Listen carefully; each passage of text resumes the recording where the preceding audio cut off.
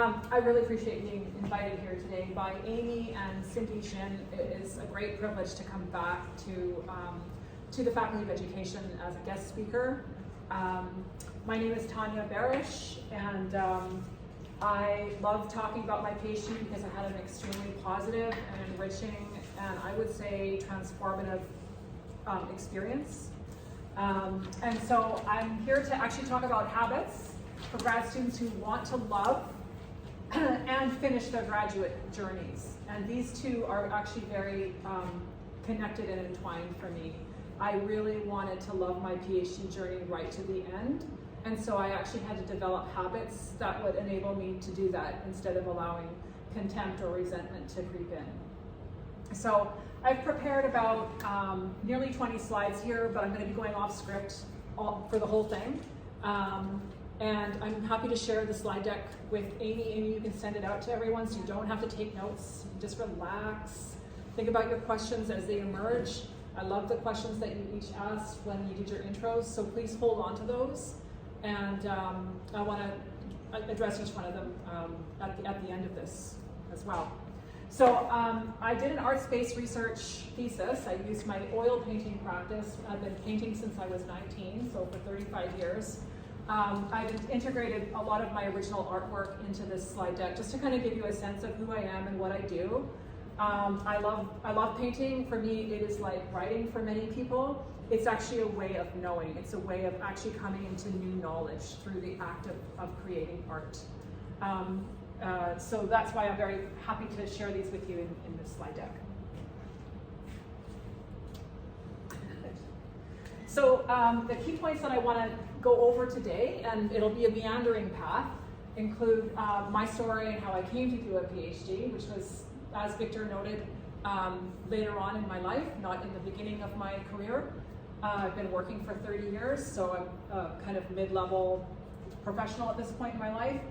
I want to share with you habits that worked for me, and I realize that I need to be humble in terms of saying that these will work for everybody. They won't, but they worked for me. I knew you were saying that you've got, your personality is a bit this way. These habits work for my personality, which can be extremely irritating and obsessive and compulsive, but that's why these habits work for me. And so please take what I say with a huge grain of salt. They may not work for you, but they may inform your decision making about how you want to go forward. You may fully reject them, which is actually a helpful way to say, actually that's not what I need at all. What I need is the opposite of what she's saying. So just take what you can and discard the rest.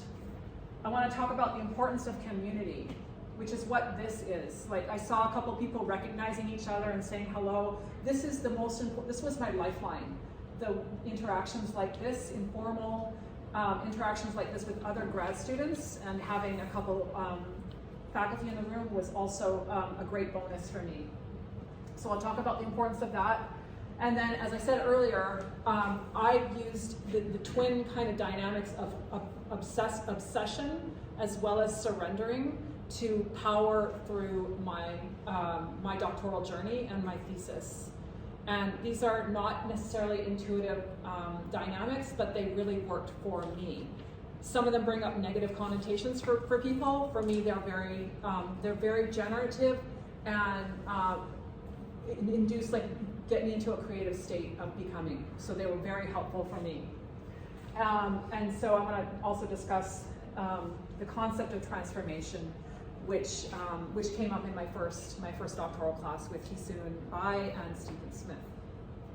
And then near the end, we'll probably turn the camera off and break for questions and answers. And I'm happy to stay as long as it takes to actually make sure all your questions are answered. And also, I'm going to provide my email address and LinkedIn kind of profile at the end so that you can just follow up with me. I love staying in dialogue with people after giving presentations if you still have lingering questions or want to continue talking. So don't feel like you have to get it all out at this session if there's no pressure with that. And just relax. So my decision to do a PhD was not a lifelong dream. I was 49 years old when I was working as a temporary manager here at SFU in cooperative education. And I surprised myself by how much I loved being in a management position of an extremely capable team. These people were highly skilled. But that job was only going to last for about 1.5 to 2 years, and I really wanted to stay in management within SFU. So I talked to 3 mentors, and I said, how do I actually find a way to kind of apply to another management job within SFU? And each one of them said, without conferring with each other, they didn't even know who each other was, you should really consider doing a doctorate. I'm like, why? And they said, well, it gives you credibility within a post-secondary environment, especially with faculty, and it's going to be great for your professional development and your intellectual growth. And I was quite surprised, because it's a tall order. Like, doing a PhD is not the same as getting like a certificate in something. It's like a multi-year endeavor, and I had this perception that it was really only for extremely brilliant, capable people, and I did not consider myself in that category. I also am the daughter of a PhD, the wife of a PhD, and the sister of a PhD. So I have PhDs all around me my whole life. And you didn't see it coming? No, I did not see it coming. In fact, I was like, I don't need that. Like, they obviously are human like everyone else, right? So I had these kind of conflicting perceptions of PhDs as being like these exceptionally brilliant people who have to carve enormous space in their lives to do a PhD. But then, you know, I have family members who can be lovely but also irritating who all had PhDs. So there was mystique as well as non-mystique, right, mixed with it. I did not see a PhD in my path, like, over my adult life, my career. However, when those 3 mentors unanimously said, they kept coming up as a theme, I discussed it with my husband and I said, you know, this keeps coming up, what do you think? And he goes, well, and he has a PhD, he goes, I think you're absolutely capable of doing one. It's not the best time for us as a family. So I had, thank you. I had 2 teenage kids at home. We hadn't yet entered into COVID. As Alicia knows, it was right before COVID that we came in, as well as Anu. You guys came in at the same time as me, right, in 2019? Pardon? Yes. Yeah. So, anyways, we both agreed it's probably not the best time. But, you know, my husband David said, why don't you apply and see what happens? So I thought, okay, why don't I do that? So I did. Obviously, you know what happened. I got a letter of acceptance, and I was so surprised at my own reaction. I was like, my heart just kind of like opened up. I was actually in the UK at the time.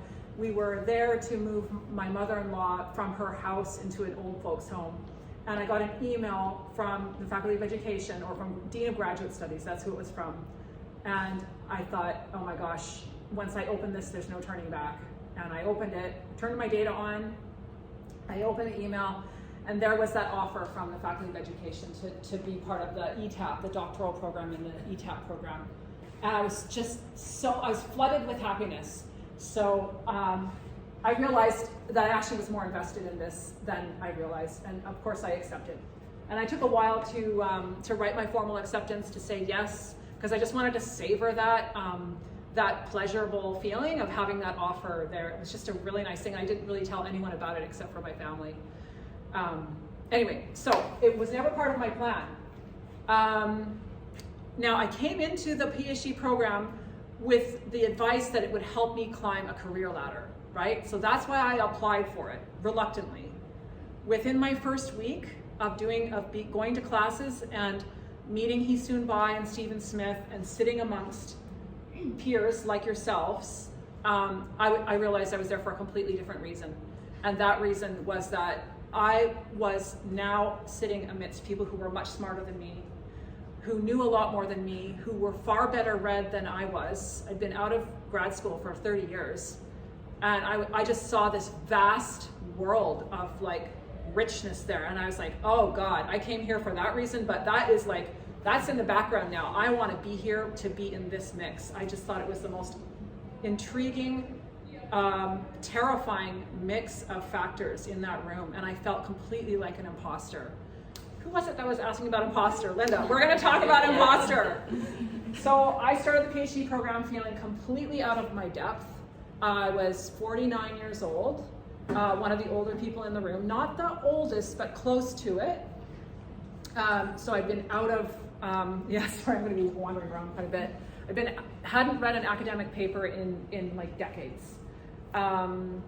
So what I learned was that I was actually sitting amidst a whole bunch of other frauds and imposters, which was ever so comforting. So many of the people in that first class, it was not their first doctoral class. They had been in the doctoral program taking other courses, so they were just coming back to 901. But that sense of not belonging and of being a fraud and being found out to be an imposter was not unique to me. And I'm sure many of you in this room have been through that. So I'll talk more about imposter syndrome and how you can make it work for you and how you can actually help make it power your work. It's actually a powerful emotional response to ambiguity, and it actually can help, it can be a creative force. It's not a bad thing. It's valid. It's a valid feeling. So before I move on to the next slide, I wanted to note that within the first, say, 4 or 5 weeks of that first doctoral class, I was wondering, what's the purpose of the ETAP program? Like, what's the origin of that, or the overarching goal? So I cornered Hee-Soon one evening, I think it was at break time, and I said, Hee-Soon, she's one of the profs, Hee-Soon Bai. Excuse me. I said, what's the overarching goal of the ETAP program? And she goes, the goal? I said, yeah, the goal. Like, where are we supposed to be? What are we supposed to be doing? And she said, there's only one thing. Only one thing. It's very simple. And I thought she was going to say something like really scary, really complex. And I kind of leaned down because she is a very powerful intellect, but she is physically quite short. And I leaned down to listen, and she said, transformation. I'm like, what? And she says, transformation. And I said, that's it? She goes, that's it. I go, but that's so simple. And she goes, And I realized it's not that simple. And she just had this like twinkle in her eye, and I took that away from me. I kind of put it in my back pocket, transformation. What does she mean by that? And how do the architects of the ETAP, what do they mean? What do the architects of the doctoral program expect when they think of transformation as a fundamental goal or value in the program? I will share with you later on through this presentation how my understanding changed and of that concept, and that it's not simple. It's simple, but it's also complex, and what happened to me in that process of undergoing transformation. How's this going in terms of sound and speed and everything? It's okay? Great. Okay, so as Amy noted, and a couple of you know, Alicia, Anu, I started with you guys in 2019. My PhD arc took basically 3 years. I defended in November, which was just the beginning of my 4th year. So basically it was like, 38 months. I wrote close to 2,000. It could have been actually closer to 3,000 pages. And I whittled it down to 230. And this is actually a really, really important part of what I want to talk to you guys about momentum and keeping your mojo, is the importance of being able to throw your work out. Sounds counterintuitive, but I'm going to explain why it really helped me. I have to keep coming back to this was a good tool for me. It may not work for you, but try and consider it if you're feeling blocked in any way. So it actually, the doctoral process and working under the guidance of Dr. Mark Fettis helped me to learn how to let my work go, how to let writing go, and how to let paintings go that I had cherished and spent a lot of time on. And I think that surrendering of work was very necessary for my progress through the program. Hi. Okay, imposter syndrome. Speaking right to you, but I'm sure there's other imposters in this room, including myself. This is a totally natural sensation, and it's valid, and it's not something that you have to actually fight against or to try and suppress. Be an imposter, be a fake, be a fraud. Meet yourself where you are. Basically, meet yourself where you are feeling right now. So if you're feeling like a fraud or that you don't belong in the room, acknowledge that. That's part of your scholarship. That is a site of scholarship. So imposter syndrome is not something to suppress. It's part of being a scholar. And I think what it can generate is you talking to your imposter syndrome. And what I did was I actually started to write about feeling like an imposter and feeling like a fraud in my research. Part of feeling like an imposter is the sense of being not at the center of things, not understanding the conversation, not being able to absorb the concepts that are coming out of manuscripts that you're reading. Get used to that feeling of being decentered. Become more friendly with the sense of being behind. There's no escaping it. We will always be behind. But we are always just right here at the same time, right? So I invite you to actually treat yourself with the same compassion that you would treat a friend with, or your classmate who's sitting next to you saying, I don't know where I am, I'm feeling really lost. I know that you would likely reach out gently to say, you're doing fine, you're here, you're in the circle. I want you to actually say that to yourself and bring yourself into that circle. It's fine to be in the circle and to sit in the circle feeling crummy and insecure. You are still in the circle. So basically, the title of my thesis was Making Friends with Strangeness. I invite you to make friends with your imposter syndrome. It's not a bad thing, and I think it can really feed your scholarship. It's a site of inquiry, and it brings up so many feelings, so many natural human feelings. Dig into it, write to it. Write a couple pages. They might lead to about 10 pages of writing, which extends your ability to articulate what it is about scholarship that makes you feel like an outsider. A lot of things do. High barrier language, a lot of gatekeeping.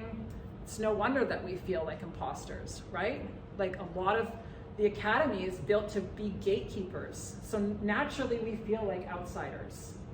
Don't let that shut you down. If it's shutting you down, write about being shut down. I'm feeling shut down. That becomes a site of scholarship. So we can talk about imposter syndrome more, but there's no getting away from it. We've got to embrace it and live with it. I'm still living with it post-PhD. And I'm like, what's it gonna take? Probably I will never get through it, right? So it's not going away. The other thing is comparisons. It's so difficult not to compare ourselves to all the brilliant, beautiful people around us who are achieving books and chapters and invited proposals and presenting at conferences and, co-publishing with the sharpest minds in the field. Who cares? There are always going to be people who are smarter than us, who are better looking and more published. Let them be them. You are on your own journey. It's going to be imperfect. It's going to be messy, but it's going to be yours. And no one can take away your experience, including your imposter syndrome. So own it. Own it. It's totally natural to compare yourself with others, but I found that it didn't have any positive outcome. I was just feeling like inferior and inadequate and kind of like a deficit, and I just realized it's not going to help my journey. So I had to resist it and then actually flip it and think, well, good for them. They have worked hard for where they're at, and that's great, but it doesn't reflect on me. My state of being right now has no relationship to where they are right now. They have worked on that, and that's their journey. So if you are feeling kind of crippled by comparisons, which often happens with social media and that kind of thing, just shut it down. Or acknowledge it, write to it so that you can set it aside. I also think that can be a site of scholarship or inquiry. If you're feeling like obsessed with comparisons, then write about it. I find that writing about these kinds of things that are difficult actually help me to release them. And that will bring me to your question about post-PhD grief. I'll talk about that at the end of this presentation. So the main thing is, a lot of you were talking about how to keep your mojo going, how to keep your momentum going. The important thing is to touch your work daily if you can. Daily. And I have some tips on how to do that, even for the busy parents in the room, the people who have a lot of psychic issues that they're dealing with, there is a way to touch your work every day, and it does involve sacrifice, of course. But you have to keep moving. You have to keep moving, even if you're feeling paralyzed. Write about feeling paralyzed. Read about paralysis. Okay, let's get into the meat. Habits that work. For some reason, I like standing over here, but it sometimes gets me off the camera. So should I just turn it, pivot it, Amy? Okay, there we go. Okay, thanks a lot. I'm moving around quite a bit. If you haven't, please start attending defenses early. Has anyone here attended a defense? Just about everybody. Okay, fabulous, fabulous. Please, if you haven't started attending defenses, start right away. And I have a slide behind this slide that I'm going to be sharing with you with a bunch of bookmarked URLs. I want you to bookmark the Faculty of Education upcoming defenses page and check it about once every 2 weeks. And if there's a defense that involves anybody on your committee or anybody that you've heard talk that you're interested in their thinking, you should go to that defense. This was such a generative thing for me, attending other students' PhD defenses. 2 of my central questions in my thesis came from questions that Dr. Sean Blenkinsop asked in 2 different defenses. One of them was at Dr. Louise St. Pierre's defense about, she's a professional graphic designer, and it was about intelligent design. Sean was online. He was either on her committee or an internal examiner, and asked her a question about a squash flower. He took his computer out to his garden, and she'd been talking about intelligent design and ecological design, and he took his laptop out to his garden and focused the camera on a squash flower and asked her, in terms of intelligent design, what can you say about a squash flower as an intelligent designer of a squash plant? Can nature actually be considered a source of intelligent design? I can't remember what she said because I was so busy actually with my own thinking about that question. I actually missed what she said, but I kept thinking about it after that defense, and I actually wove it into my thesis proposal. He asked another question at Lee Bevington's defense. Lee is a professor at Kwantlen Polytechnique, and he described a story during his defense, which was a beautiful event to behold, about taking his class outside to take an exam. The weather was great. He said, let's go outside. Everybody went outside and took an exam or did an assignment. And he said, surprisingly, people did much better than anticipated outside. Again, Dr. Sean Blenkinsop asked a question. He said, do people, in your opinion, do they think better outside? Lee actually answered it in a way that was, it was left room for interpretation, and it actually got me thinking, and that was the second question, a big question in my thesis. Those 2 questions came from attending a defenses. So you get to see how faculty behave with each other, how they actually interact with the candidate who is defending, and you get to see how chairs interact. So it actually influenced who I chose as my chair for my defense, who is Dr. Charles Scott, absolutely wonderful chair. And it influenced who I chose as my internal, Dr. Stephen Smith. And it influenced how many faculty presentations that I attended. You really get a sense of people in defenses. It's such a rich opportunity to see the crystallization of someone's entire research boiled down to 20 minutes. So it's really an incredible opportunity. I would stay for the questions. So it's like a 3-hour commitment. It is a long commitment if you're going to stay for the whole thing. And to attend, you have to register online. So bookmark the page and then reserve tickets in Eventbrite.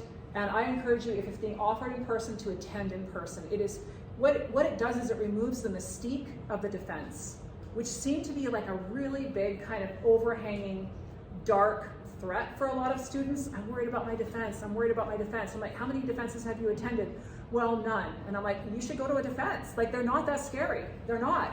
They are generally very collaborative, conversational dialogues. They're amazing to behold. And I had the privilege of attending Dr. Po Tan's second PhD defense about a month ago. And it was just such an awesome opportunity to be in the room with her, as well as her committee, including her external examiner, Dr. Gregory Kahete, who is like a world-renowned Indigenous scholar. So you just get exposed to incredible intelligence and thinking through defenses. So please continue to attend defenses or start attending them as soon as possible. I'm just gonna take a little drink of water here.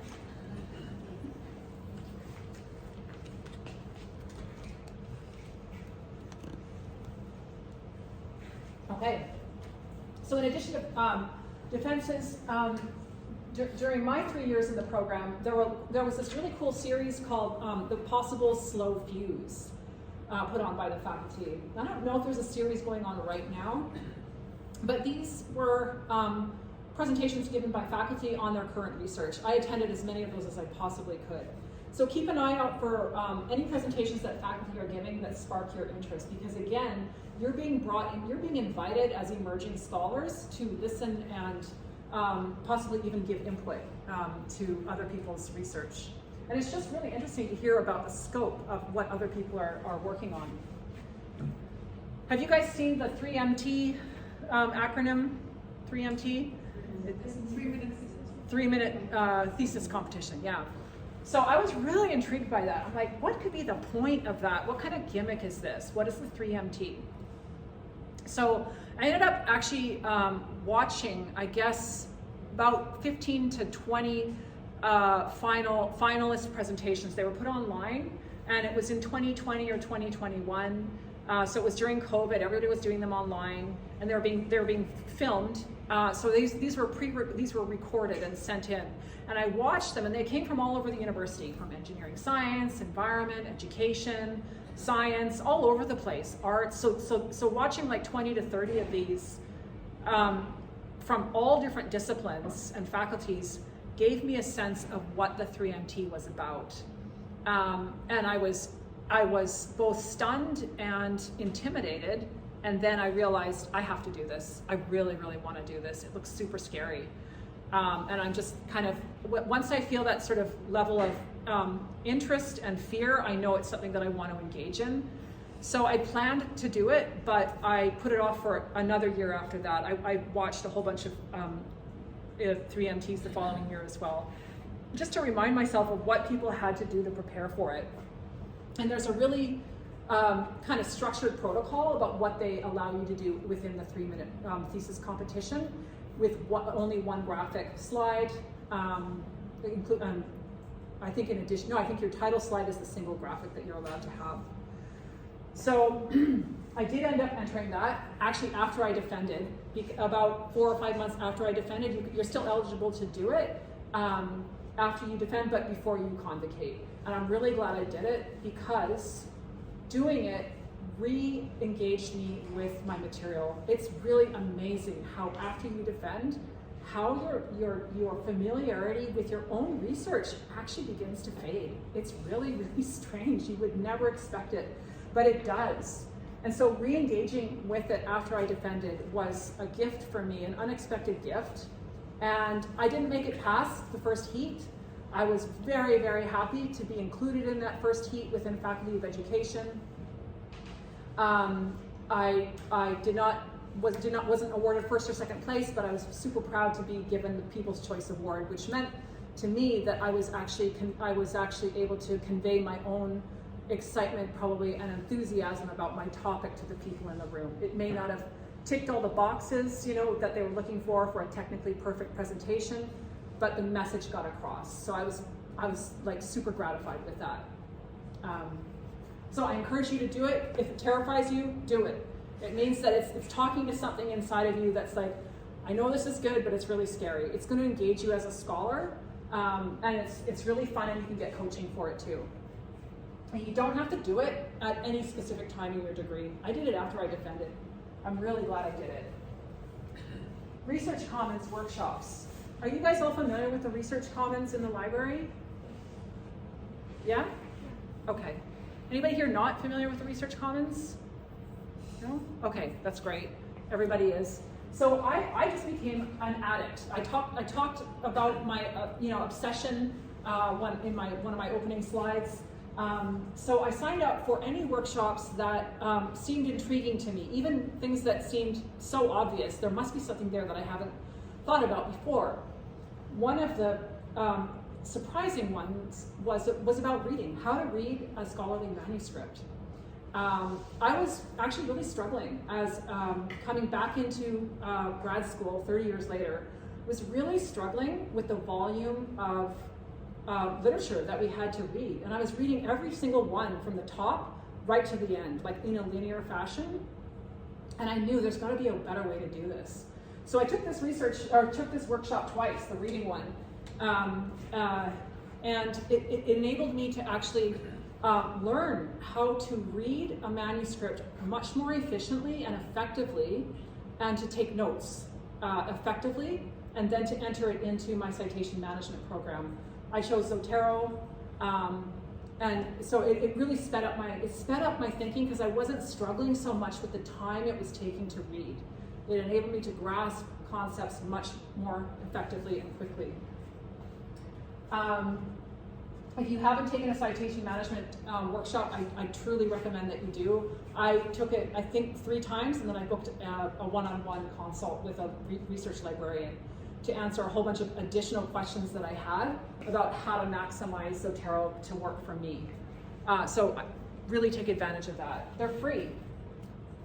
I love what you were talking about. Was it you, Chan? You're looking for research, you're looking for participants, right? Yeah. So this is exactly this, something like what you're asking here in this room came out on Canvas or through an email that went throughout the whole faculty, and it was a grad student called Christina Van Wingerden. She's defending in a couple weeks. I'm so excited. And it was an invitation to grad students to participate as research participants in her study.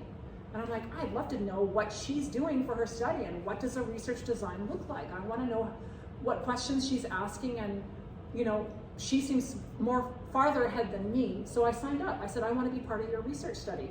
She was interested in how students during COVID were coping in terms of sense of belonging and community versus a sense of isolation.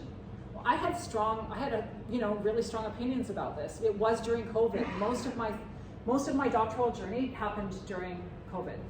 And yet, so a lot of it was online, as you remember, right? And yet I felt a deep sense of connection to community around me, even though I was actually doing most of it from home. So she was really interested in that. And so I got to answer, I think it was a pretty lengthy survey questionnaire that she sent out. And then she and I had, I think, 2 quite long, in-depth interviews. Super interesting to be part of another student's research, because it just gives you a sense of the context in which other people are working. Can I drink some more water here?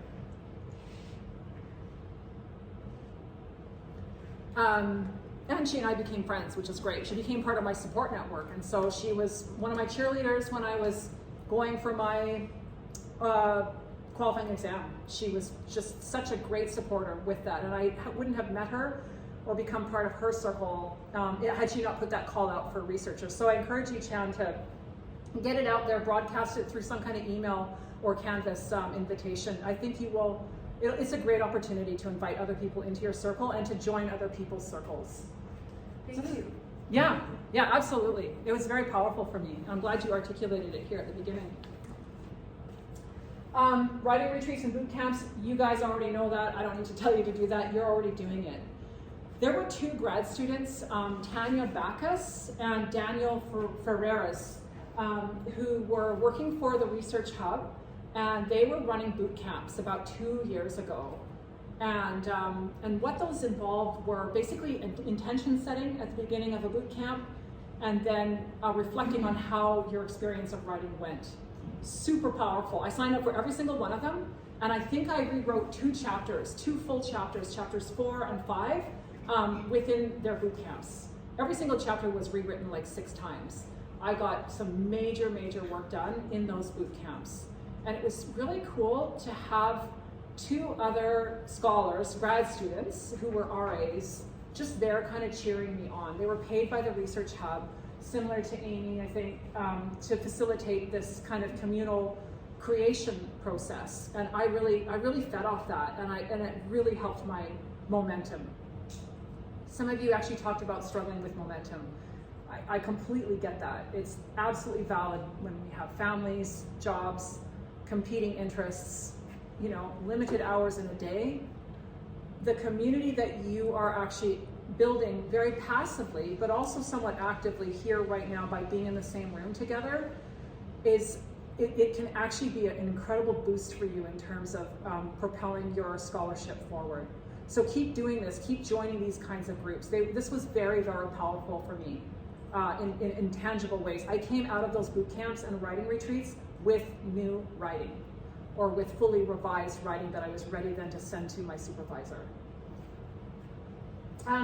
And then conferences. I attended conferences. Like my first one was, I think, in my first semester. It was just here in the Faculty of Education. Kind of scary. There were some huge names there online, and it was celebrating, I think, the SFU Ed Review publication. I was totally out of my depth, but it was just so cool to be in the same room with more experienced doctoral students. One of them, Sandeep Kaur, she danced. She did a dance performance for everybody there, and told us that part of his dance performance was part of her thesis. And I was like, oh my God, this is so vast. I could swim my thesis. I could paint my thesis. And all these thoughts started emerging just by seeing other people's research being presented at that conference. So I strongly, strongly recommend jumping into conferences, even if they're online, just to hear other emerging scholars like yourselves talk about their work. It's such a great opportunity. I was intimidated to participate in a conference, like to actually present, but I did end up signing up I think it was in my third year, I signed up to present 2 pieces at an online conference. It was called the Unconference, and both were accepted, and one was solo. I did one workshop solo on my own, and then I did a collaboration with a friend of mine, Kari Gustafsson, and that was a ton of fun. And we talked actually about our walking pedagogy, because she and I would walk and record our conversations. She had a cool feature on her cell phone. I'm pointing to my arm because she would wear her cell phone on her arm, and it would record our conversation and then transcribe it. And she and I had the idea that we would eventually write about our walking pedagogy. We haven't yet, but I'm hoping that we will. So we collaborated on that, and that was a lot of fun. It's really interesting to collaborate. Very different experience to present a workshop solo, and then to do it as a tag team with a colleague. How's everyone doing? Okay? Yeah. There's a lot of material. No, it's very, very engaging. Okay, that's good. I love to paint these, actually. Oh, thank you. This is actually my PhD thesis. This is called Demon Ridge, and I do write about this in the thesis. Yeah, thank you. Thank you. Okay, this is for you. So you guys are all gonna get the slide deck, and Alyssa, I'm so sorry, I keep like eclipsing you with this column, but anyway, feel free to put. Okay, that's good. You can't see these links, but there are a ton of links here about the Research Commons, bookmarking upcoming thesis exams, thesis defenses, and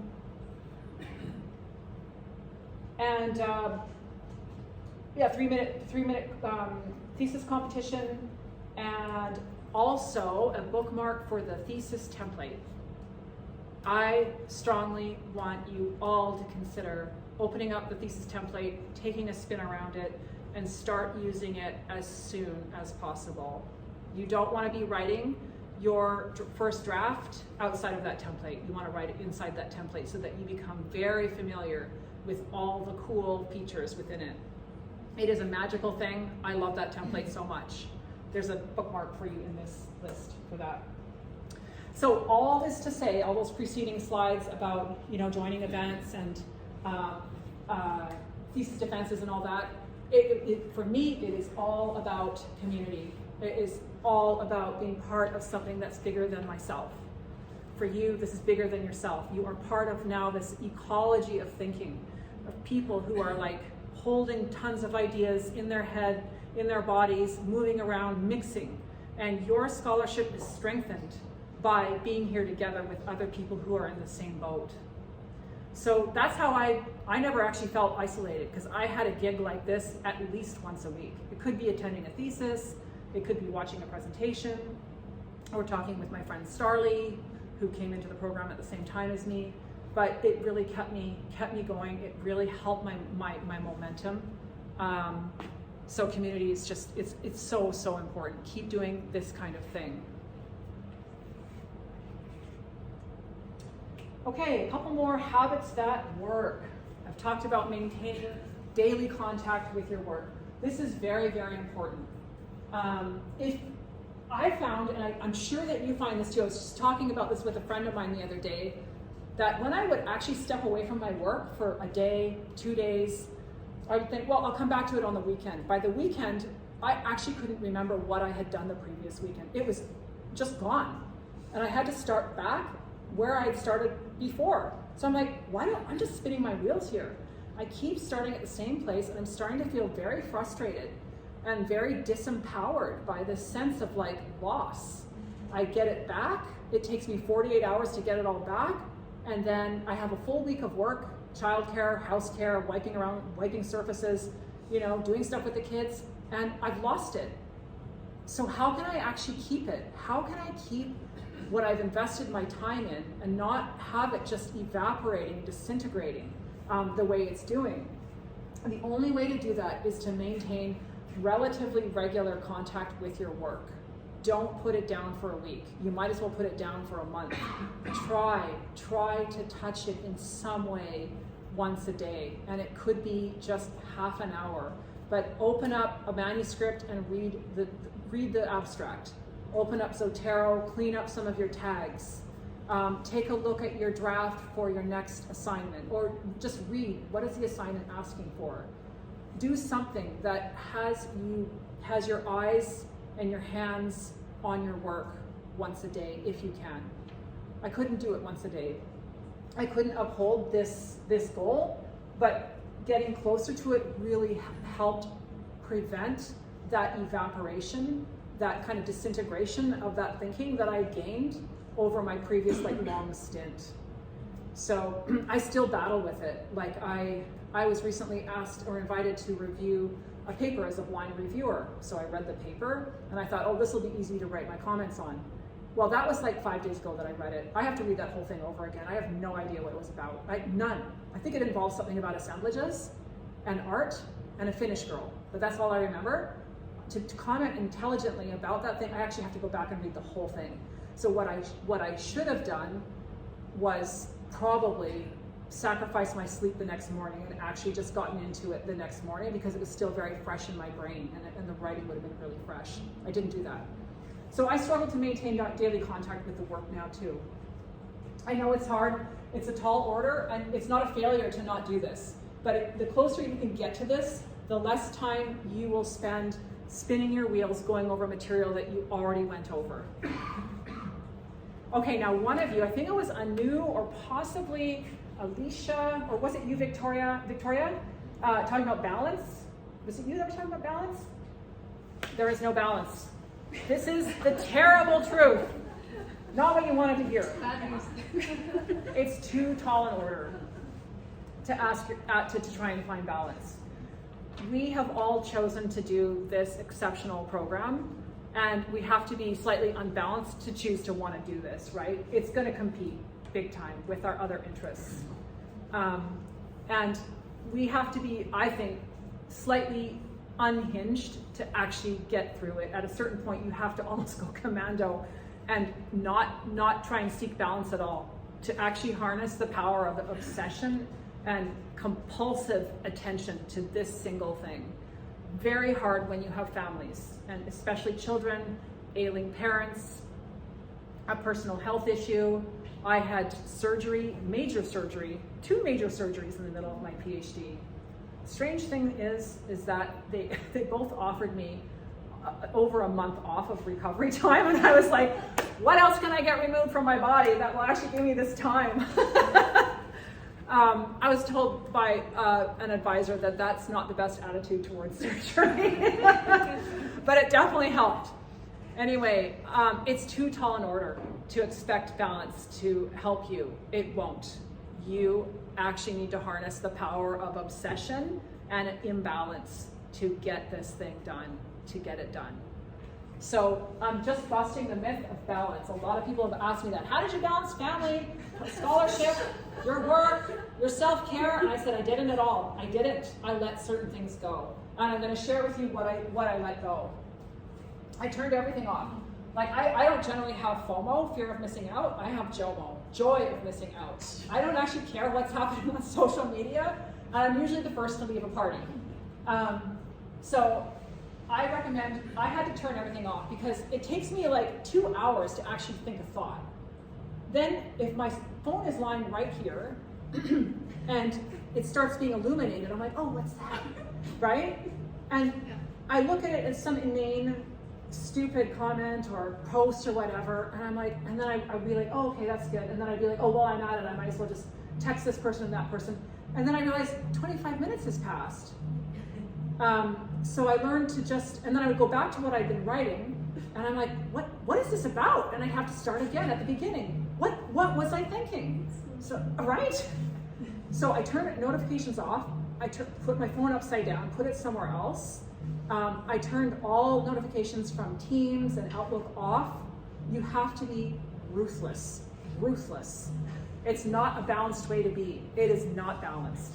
And some people might say it's quite violent. You basically have to cut or sever your receptivity to distractions. You have to cut it. When you've set out 2 to 4 hours of time, you basically have to almost shut the door on all those other things. As long as your kids aren't, in danger, if you can just guard that time, just say, I need this time. If you have to hire help to look after your kids so that you can have this guarded time, try to do that. You need this guarded, continuous time.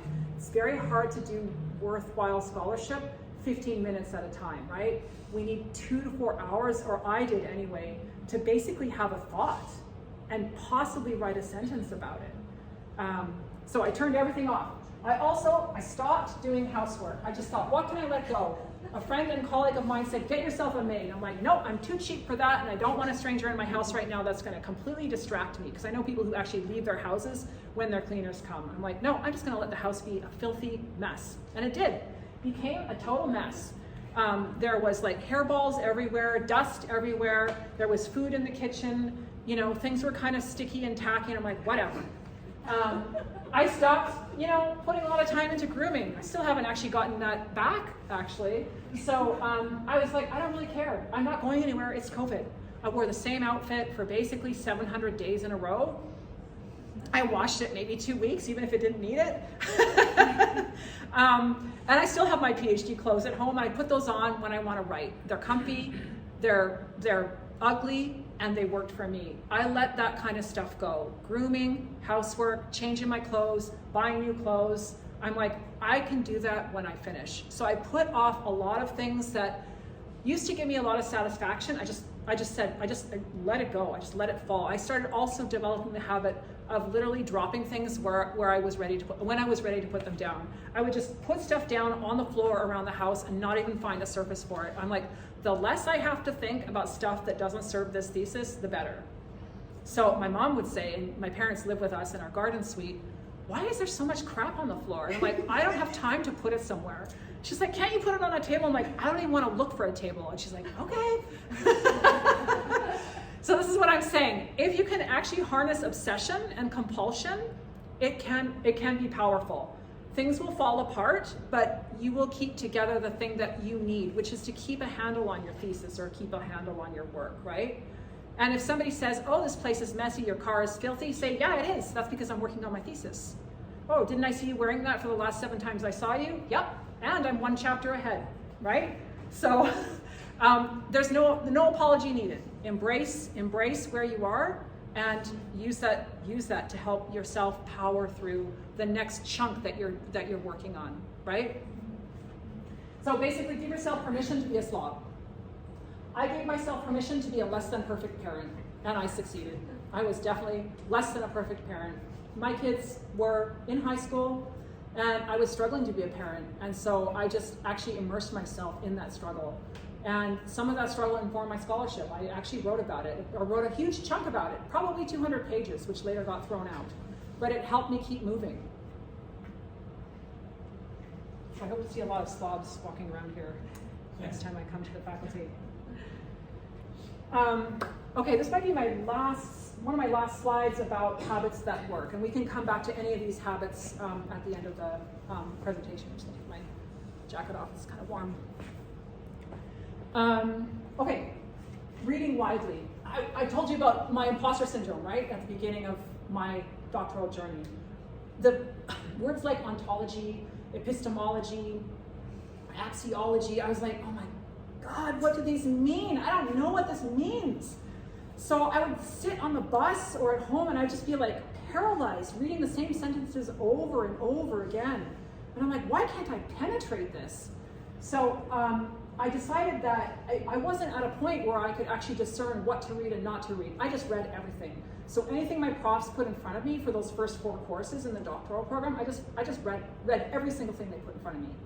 Then I would go to the references at the back and read about 10% of those references because they helped me understand, like, what is this article about? Who were they citing? And what that did was it completely extended my range. So Mark Fettis, my supervisor, he's a hermeneutics scholar. He's a poet and among many other things.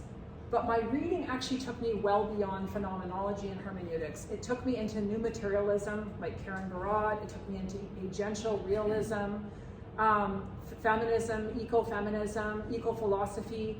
And I started actually engaging in discussion groups with actually these feminist, new materialist philosophers. And they've become like a really tight community of practice for me, still ongoing. It's called the Reading, Thinking, and Doing Club. Some of you may have heard of it. Anyway, when I told my supervisor, Mark, I'm involved in this new materialist feminist group, he's like, whoa, that's outside of my knowledge kind of area. And if you're going to write a new materialist thesis, you're going to actually need someone else who's got that kind of expertise. And I said, no, not necessarily. I don't necessarily need to write a new materialist thesis, but that kind of thinking of distributed intelligence and that matter is alive is definitely informing my thinking. And so I was very glad that he was continuing to be my supervisor. And I've just lost my train of thought. That's right. By reading widely, I realized there should be no barriers between your scholarship and your possible interest in other areas.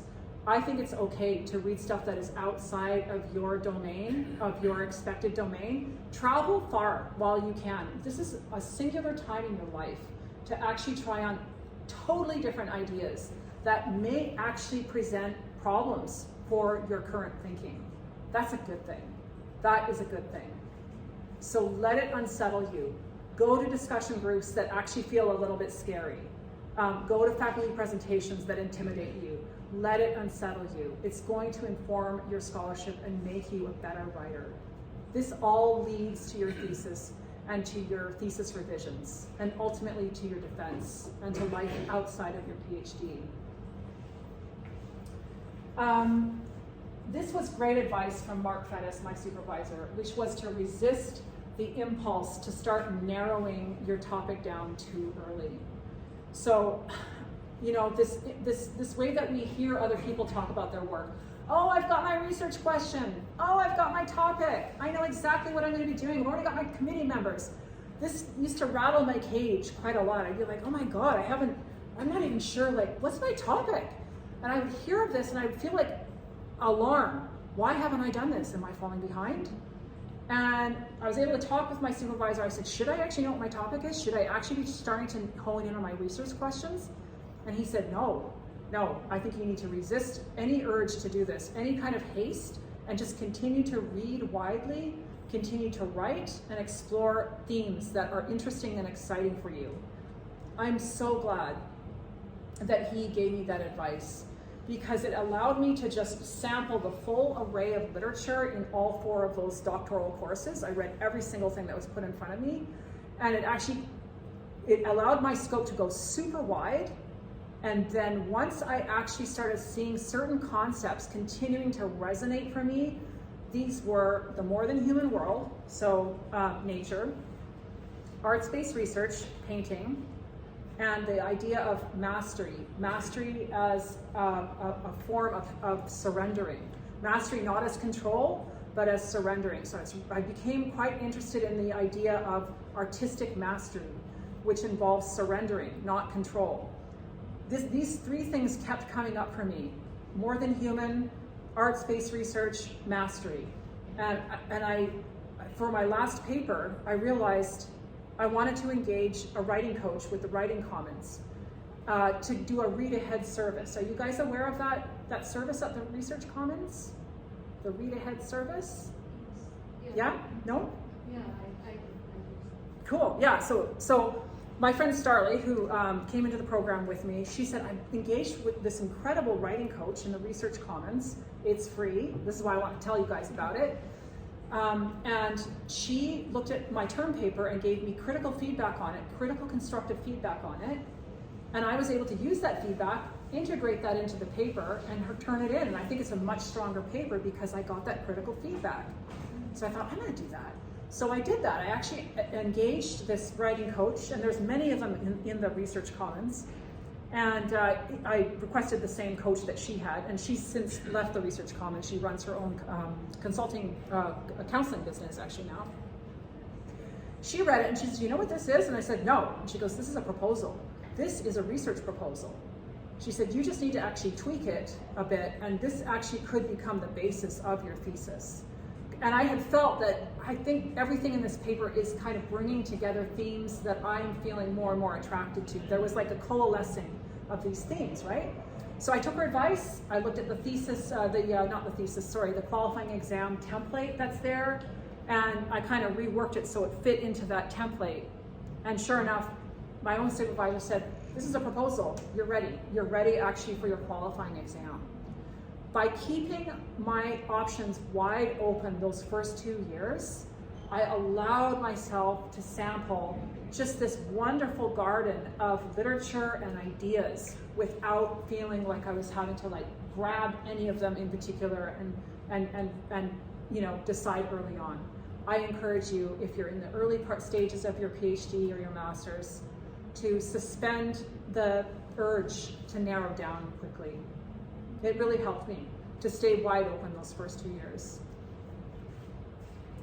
One of my practices is, aside from dressing terribly during my PhD and not doing a lot of grooming, was earliness. And I'm not a morning person, so I actually had to almost like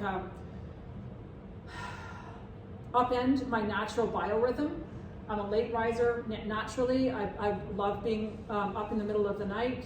I did spend a lot of time awake in the middle of the night, but I got used to actually starting very early. Whenever, say, I got an assignment, my practice became to look at that assignment and actually start thinking about the concepts right away, rather than putting off looking at that assignment sort of halfway between the present moment and when it was due.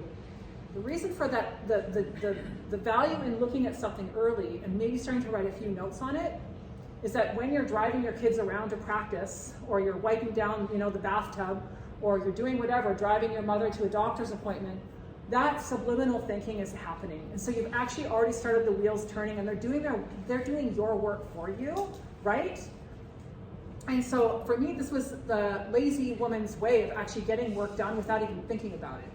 Because I could read it and engage with it and then kind of just set it aside and go on to the other things that I had to do. So my advice is be quite compulsive about jumping on your assignments or your goals early, and then allow yourself to step away from them. That's way more generative, or it was for me, than coming at it and hitting it full force right in the middle of the remaining time and not having as much time to revise my thinking and my drafts. So what this ended up doing for my assignments was I would sometimes come back to it 3, 4, 5 times. So when I would turn in a paper, I would have revised it probably 3 or 4 times because I'd started so early. The very first draft, terrible and embarrassing. That's one of my secrets. Give yourself permission to write badly. that will bring you a very good thesis. If you give yourself permission to write terribly, but just to write, your thesis will actually show good results for that practice. So start writing early and start writing badly. Give yourself permission to do that. Then go back and revise a couple times. Your final draft will be so much stronger than if you come to it near the end of that assignment period and you've got a chance for one draft. That first draft is not going to be the best draft. But if that's the only one you got, that's all the prof's going to see, right? You've got better writing in you, but it needs to be iterative. Give yourself the time to do 2 or 3 or 4 drafts. You will see it improving before your very eyes. I was embarrassed by some of my first drafts. I don't even want to go back to look at them. They're kind of cringy. They're cringy. I had an argument, a friendly argument with a good friend of mine about this, about writing. And she said to me, I don't know why you waste so much time on writing. Why would you write anything that's not going to go into your thesis? And I'm like, I don't know why you wouldn't waste time on terrible writing. How can you get to the good writing if you're not going to write badly to start with? She goes, I'm not going to write badly, I'm going to write well. And I'm like, well, I'm writing badly and it's really working for me. So I think we have very high expectations of ourselves that we're going to we have to sound smart. We don't. We can sound angry, we can sound tired, we can sound sick of our thesis. We just need to sound something. We need to be writing. So forgive yourself for being a terrible writer and just get to it. Write terribly. And be proud of it. At least you're writing, right? It's better than writer's block. No, I don't have writer's block, I'm writing terribly. That is, you've won 90% of the battle just by writing terribly. I'm not saying that facetiously. I'm not exaggerating that I wrote around at least 2,000 pages and threw out 90% of that. And that was, not all of it was terrible, but it wasn't as good as the final thesis. So I flipped my natural biorhythm, which is I'm a late riser, I enjoy evenings, I enjoy being up at night. I had to actually steal sleep from myself to find that time. So you were asking, I think it was Anu or yourself, somebody was asking, where do I find the time? Victoria, maybe Alicia. I realized there's not enough weekends in the year. There's not enough contiguous days to find guarded time to have continuous thinking about something. So I ended up getting up regularly at 4 a.m. I'm not a morning person. It was physically punishing for like the first week, and then I just got used to it. And I just gave myself permission to have whatever I needed to make that happen. Made myself a cup of coffee, 2 cups of coffee. I put a towel under the door of our bedroom so that my husband couldn't see the light in the living room where I was working. And I just got to it. I just got to my work. I read, I wrote, I entered stuff into citation management programs. But 4 a.m. became my rising time. Sounds brutal, and it is. But I got used to it, and it took me months after the PhD to undo that habit that I developed. I flipped my biorhythm, basically. It took me months to undo that, to come back to a more reasonable biorhythm. Strangely, at the same time, because I was so excited by the scholarship, I would go to bed like at 10 p.m. and I'd be awake at midnight thinking about stuff like, oh my God, I just want to get back to this. So I would sometimes get up for an hour or 2 in the middle of the night and put a chair next to the stove, the stove light, the overhead fan light, and I'd just read for like an hour next to that. I read some of my most intriguing articles at night, in the middle of the night, and then went back to bed, didn't sleep very well for my whole PhD. So this goes back to the balance thing. There really isn't a lot of balance, and you have to be okay with that, or you have to learn to be friends with that. It is uncomfortable and weird, and slightly unhinged, and that's okay. It's totally okay. You may not sleep well until you finish, and you will sleep better once you finish. That's been my experience. But it took a long time actually to start sleeping well again. I know you guys are aware that I kind of managed somehow to complete the program in about 38 months. And yet, I did resist the urge to narrow down my topic. And so I actually maintained, it was not my goal to finish within 3 years, even though that's what happened. With my supervisor's guidance, I maintained a philosophy of slowness. of taking the time to actually read things fully and to contemplate them. I struggled with that. I would be offered readings by him and other profs, and I would feel like this internal panic. Oh my God, this is just, landing on me on top of another pile of unread manuscripts. How am I ever going to get this done? And this internal panic would make me race through a manuscript, entering keywords into Zotero, and then realize I have no idea what that manuscript was about. I have got to slow down. It's so hard to remind ourselves to do that when we have so much to do.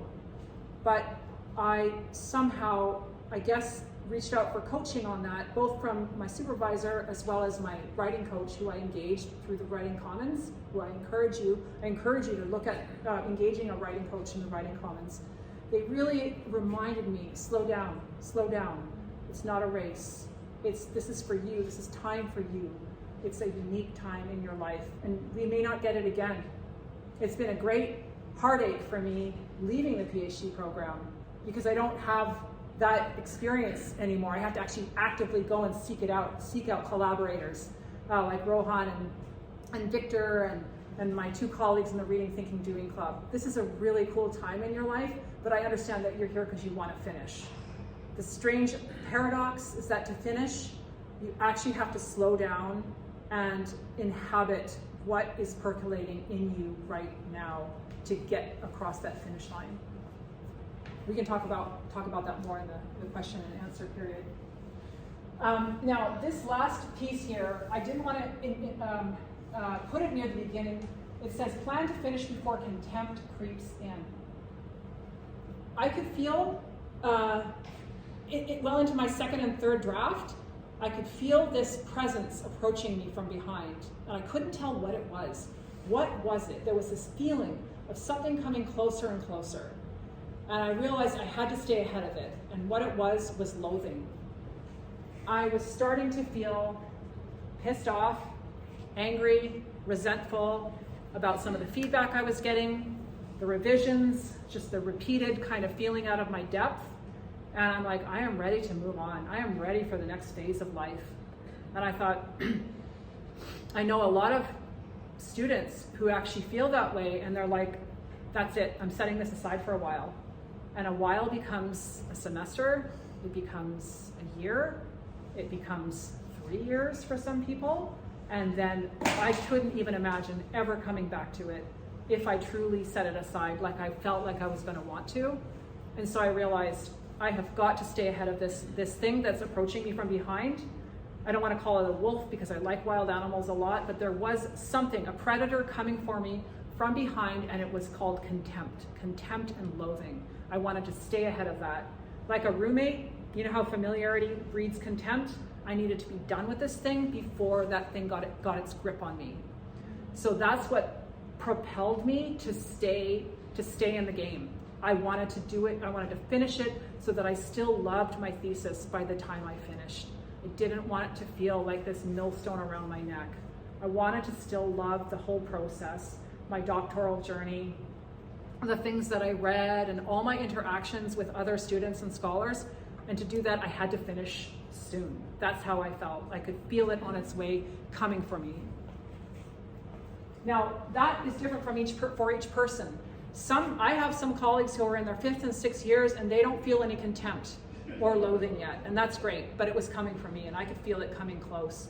And perhaps it was because I was so fully immersed in the process from the very beginning, going to so many defenses and so many things that I had just basically, compressed 7 years into 3, basically, the amount of engagement that I had.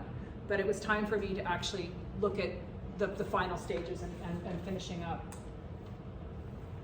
So somebody here, a couple of you were asking, what if I'm stuck? What if I'm feeling paralysis? This is a natural sensation. What if I'm stuck? It's natural. First thing is, there's no division between your feelings and your scholarship. So if you're feeling stuck, plow your stuckness into your scholarship. I am hating this. I am loathing this. This is hard. Plow that into your writing. Write back to that loathing. Write back to the stuckness. and let it inform your scholarship. It's a site of inquiry, and it's a really interesting part of scholarship. So just embrace it. The common way of dealing with stuckness, and I just talked to a really good friend of mine who got her first draft back from her committee, and there's all these major revisions that she has to do, is she's just setting it aside for a while because it's a bruising, hard sensation to hold, that she has so much work to do now to kind of revision this thesis. My advice to you would be to actually take that feeling of loathing and resentment and just get busy with the thesis and plow yourself back into it. Talk back to that feeling of loathing and resentment. Do not allow it to dictate what you're going to do next, which is be paralyzed. And it has paralyzed her. So it's this strange metaphysical question. How do you actually work with paralysis? Paralysis actually can be a generative force if you flip it and you get angry about it. Right? Use it. Use the threat of paralysis to propel you over it. Do you know what I mean? Instead of allowing it to dictate that you are going to stop moving for a long time. So being stuck is natural. Maintain daily contact. Plow your feelings into your writing. A line in my thesis is don't flee from entrapment, be entrapment. So what we don't actually fear entrapment. We fear the fear of entrapment. So just be stuck and keep writing. Write terribly. Write about being stuck. So this is a little bit of an edgy slide. Painting through rage with dog shit became a chapter, which was later set aside. So I was feeling super frustrated with my teenage daughter. She wasn't getting out of bed to go to school. She didn't feel like going to school, so she wouldn't get up to go to high school. It was super painful for me. I was failing as a parent. And one day I was sitting at my computer. I just finished like a 3-hour Zoom meeting. I had PhD work to do. And I'm like, what am I doing? Like, she's lying in bed. She's missed a whole week of school. I feel full of rage. And I thought, I've got to get away from this computer. I went downstairs to my studio, and there was this huge canvas that I pulled off the sidewalk somewhere. Someone had thrown it out and it had a puncture through it. And I thought, I have to do something, or I'm gonna do something that I regret. So I put this ugly kind of warped canvas up on my easel, and there was some yellowish brown paint, pigment, oil pigment, not really dog shit, but the color of dog shit on my palette. And I'm like, that's it. I'm gonna paint with dog shit. So I took my big brush and I sort of broke the skin on the oil pigment. Oil pigment forms like this sort of membrane around it, and I had to like break that membrane, and I just punched my brush into that oozy brown yellowy paint, dipped it then into some solvent that thins it out, and I just went across the canvas. And with all the solvent mixed in with the oil pigment, it started to kind of like drag itself down the canvas. In fact, it actually sounds a lot like that scream. So I started adding some more, a little bit of rust-colored brown, a little bit more sort of a yellowy brown, and then I just thought, okay, I've covered this whole thing in dog shit. I'm going to take it outside to dry. So I took it outside to dry, and it was a very cold afternoon. I think it was in February, and I set it against a table, and I stood back and I looked at it. And you can see a little bit of sunshine shining on it, and then the wind blew it over. It blew it over, and it landed face down, wet side down. You know when you drop a sandwich and the jam is like lands on top of all the dog hair and everything. You pick it up and it's so gross. So it landed on the grass. I'm like, oh, can it get any worse? And I picked it up, and lo and behold, it was imprinted with the pattern of clover on it. It was so beautiful.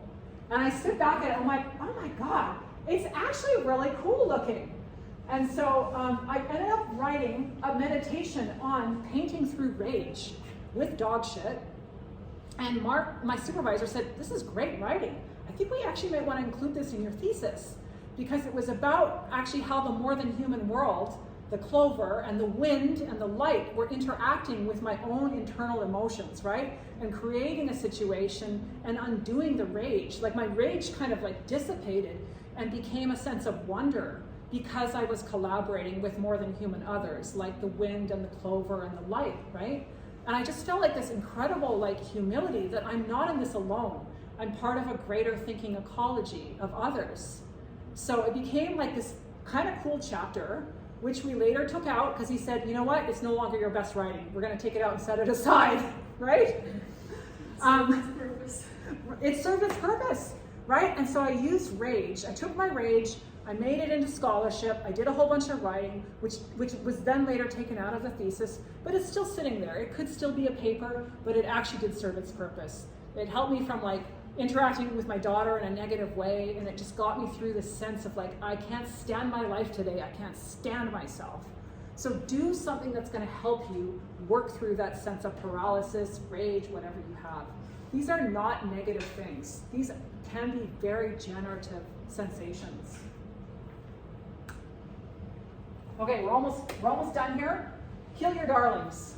This is a line from an American playwright. Do you know who it is? I was supposed to look it up before this. Anybody? Kill your darlings? It's on the tip of my tongue. But anyway, what this refers to is actually being able to let your precious, cherished writing go. And my writing coach said that to me. She says, Tanya, you're holding too tight. You're holding on way too tight to the writing that you've done. You need to let it go. You need to kill your darlings. So I wrote 6 drafts. Prepare to write multiple drafts and let your previous drafts go. Like I said, I whittled it down from over 2,000 pages, went down to 230. All writing is good for something, maybe not your thesis. So some chapters, they're completely gone. They won't see the light of day, and start using the thesis template early. Did it come up? Allen Ginsberg. Oh, Allen Ginsberg. Okay, thank you. Allen Ginsberg. About murder and moral corruption, starring the Harry Potter actor Daniel Radcliffe. Oh, okay. Thank you. Thank you very much. And get that thesis template working for you. Make it work for you. Okay. So start early on that if you're not already in there. So to moving forward means to surrender. Surrender your writing.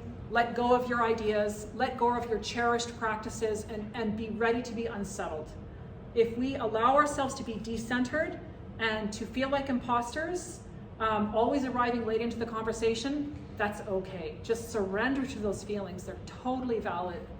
And so to move forward, I had to let about 1,800 pages go. That's okay. If I had held on to those, I would still be working on it. I'm really glad that Mark helped me learn to surrender and let go of previous writing. And so through this whole process, this huge immersive process, I moved from my previous state of like fixed opinions, I'm an autonomous human being, I'm separate from people, I'm separate from the world, to a sense of being more of a process. Not a thing, but a process. So I'm continuously becoming.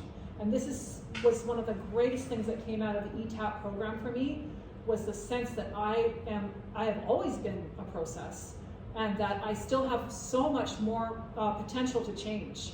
This is a great gift, because I think I had the illusion of being fixed before. So I'm much more open to being changed further now.